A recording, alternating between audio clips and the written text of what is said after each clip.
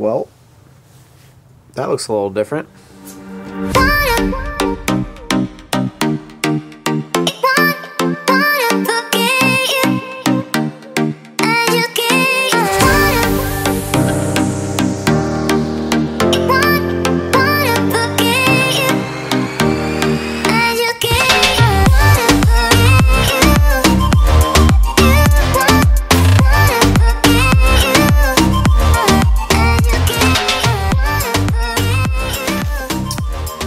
In today's video, we're going to be talking about a couple things, and number one is I'm still trying to diagnose what my issue is when I have hesitation before getting into boost. I've done a couple things so far. I actually have my coil packs out already, which are right here. I kept getting a random misfire on cylinder 2 and 3, which is going to be the driver's side cylinders over here. So these are the coils on that side. And I'm basically just going to dive right into it and tell you guys what I have found so far. So I was looking up the resistance spec that I should be seeing when I ohm out these coils, and it looks to be like both of them are pretty much in spec. So that doesn't really seem to be my problem, but I'm not going to negate the coils right away because there was a bunch of other issues that I was looking at that people were having. Basically, it was progressively getting worse, and essentially just the coils were getting weaker, and the more boost or more cylinder pressure was affecting the coils themselves. So I still might just go ahead and replace both of the coils and kind of see where it goes. It's so random that even if I swapped over my coils from this side to the other side, like how you would normally diagnose a coil, it probably really wouldn't affect it. That's how random it is. Do you hear that? Yeah, Tommy just showed up. Can you go look at my car real quick? Did you guys know that people were commenting saying that they like seeing you guys in all the videos? Hey. They said, hey, someone said that we were... Did you just do like an... What was that? What was that? Sorry, what? You probably can't get in here. It's so wide, you know? It just... Oh, never mind. Never mind. Okay. All right. I'm not going through there. You're not going through. What do you want me to see? I just need to look at the car real quick because there's something... You're just lying. There might be something suck wrong. at lying. No. Something snapped. Like, seriously. Oh, it something actually like snapped. snapped. Yeah. I thought you were trying to surprise me with the new part. No, like... Oh, it actually broke. Like, No, it's drivable, but it's like... when you're It's like really scary. Like, can you go look? No, please. Did you put your brakes on? Wait, what's happening? No, brakes are definitely oh, you're... on. No, because I'm missing dust boots and everything, so... Oh, God. I was literally going in freaking scientific Alex Vargas. No, it's like 30 seconds. No, What what are you doing? I'm taking apart my engine. What do you want from me? Again. I was going in. I was freaking diagnosing coils and everything. Oh, God. I guess we're going to go look at an S4. So you copied me, technically. So they're right there. I mean, you got them. Wow. Are you trying to be me? Or just be honest? I was going to get these before you. But who bought them first? Fine. Thank you. Oh, you really did it. You really did it. Was it hard to do? It's just annoying. Yeah. Like, trying to get like them even. Lining it up was a thing. But they're on there. They are definitely on there. Like they're not going anywhere. Like, fuck, our cars are going to look really good together. Yeah. Wow. Have a good day. Okay, yeah, they're leaving. I thought they were coming here to help me, but they're just leaving now to go take photos and go eat, and they don't want to help me take apart Subaru. Either way, back to the whole point of this video, which is trying to figure out what the hell is going on with my car. So, just like I was saying, the coils I'm probably going to end up replacing, but also at the same time while I'm doing this, I've had another problem that I probably haven't even told you guys about, that I've known for a while. If you can see, my power steering fluid, low. Super low. Very, very low. It's not making any noise, but it does have a pretty significant leak straight out of the pump. So what I'm also going to do is I'm going to take off my power steering pump. That's why my alternator is not there.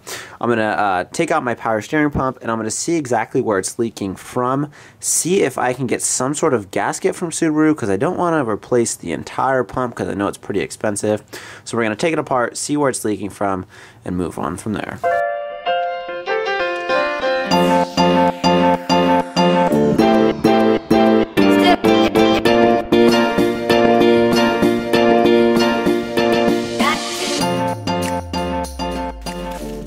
Warning, before you get too in over your head and you start trying to diagnose a power steering problem, you probably should look around and see what you actually have to do before you get into it. I didn't realize that one of the bolts is being blocked by the upper radiator hose. So now I'm getting a lot more over my head than I really want to right now.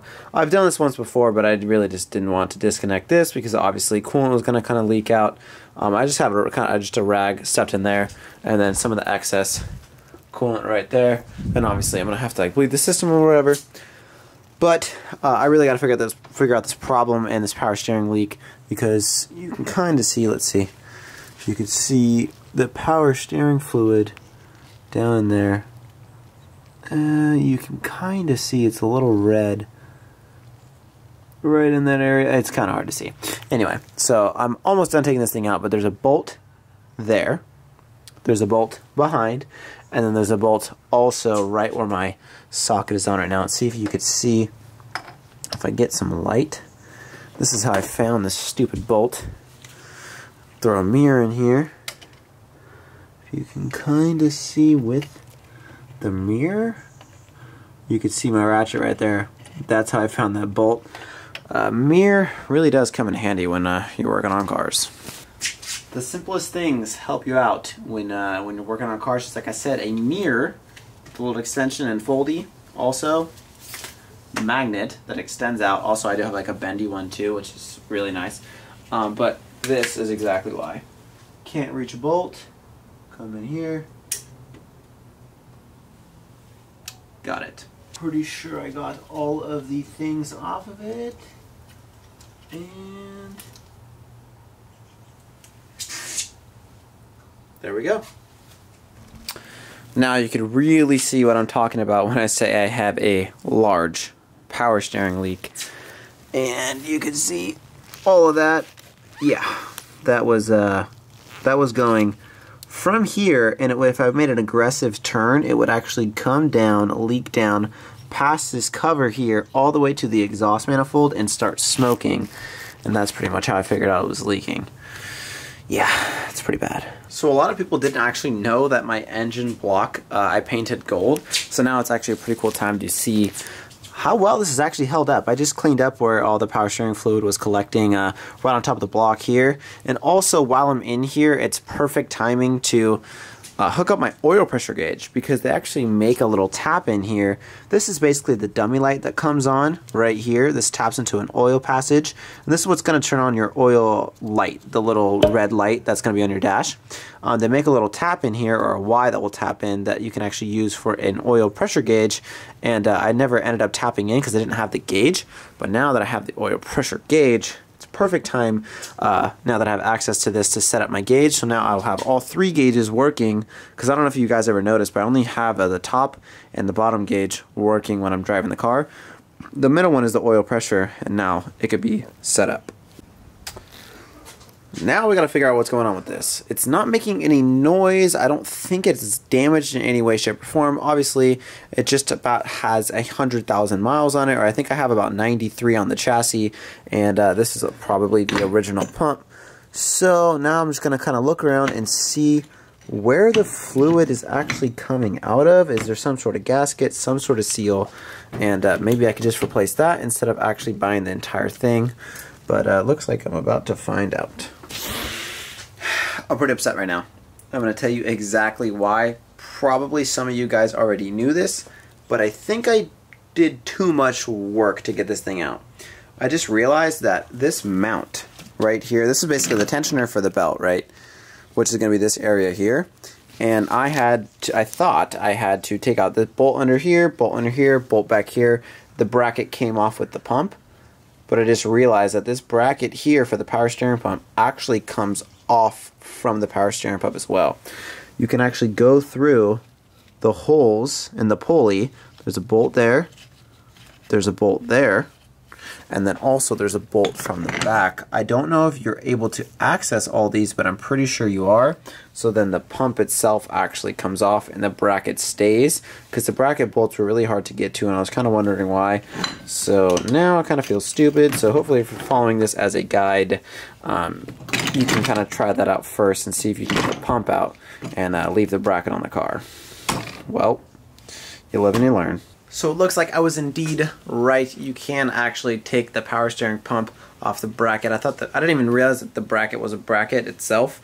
I thought it was all one piece Obviously, I should have done a little bit more research, but hopefully my mistake, you guys can learn from it and you guys can take it apart separately. So, I got the power steering pump here, separated from the bracket itself. This is basically how it's put together. There's 3 bolts. The ones that I showed you can access through the pulley itself, those smaller ones. And then there's a large one that goes all the way through the bracket itself and obviously through the power steering pump. Now, like I said, I'm trying to figure out what is actually leaking from the power steering pump itself.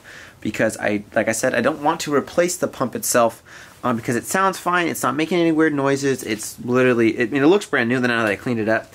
And because it's pretty expensive, I'm not gonna lie. So what I kind of figured out, and I think was my issue, check it out.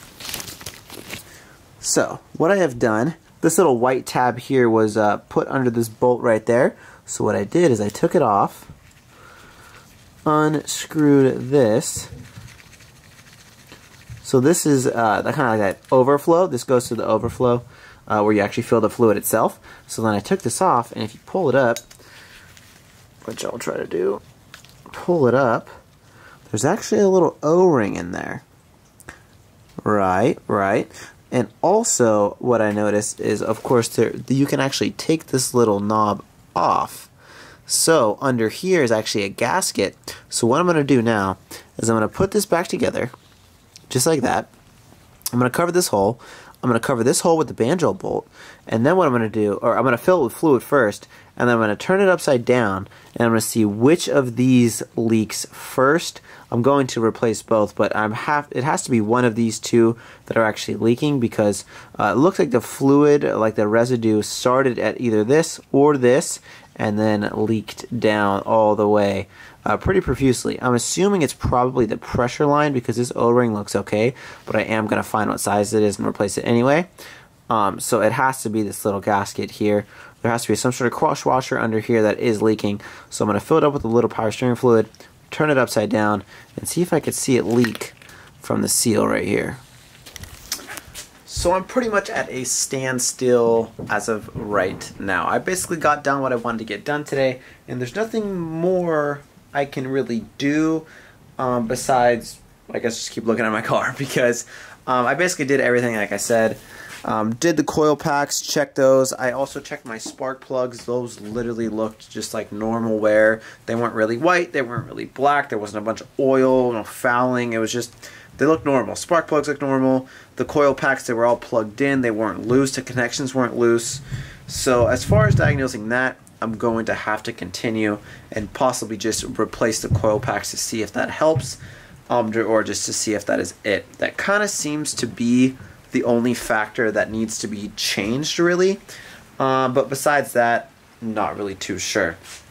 Of course, I could be checking the other side as well, but the only codes that I got was for this bank. That's why I'm kind of focusing on that side. And then as far as my power steering pump, like I said, I'm basically just going to have this thing hang upside down and check it tomorrow. But either way, I'm going to be replacing the gasket underneath that little plastic thing that I showed you, the little O-ring, and then also the other one as well for the pressure side. I know it's the pressure side because I kind of already saw it leaking, so I'm kind of stoked on that. I'm sure that's going to fix my power steering pump issue, that leak.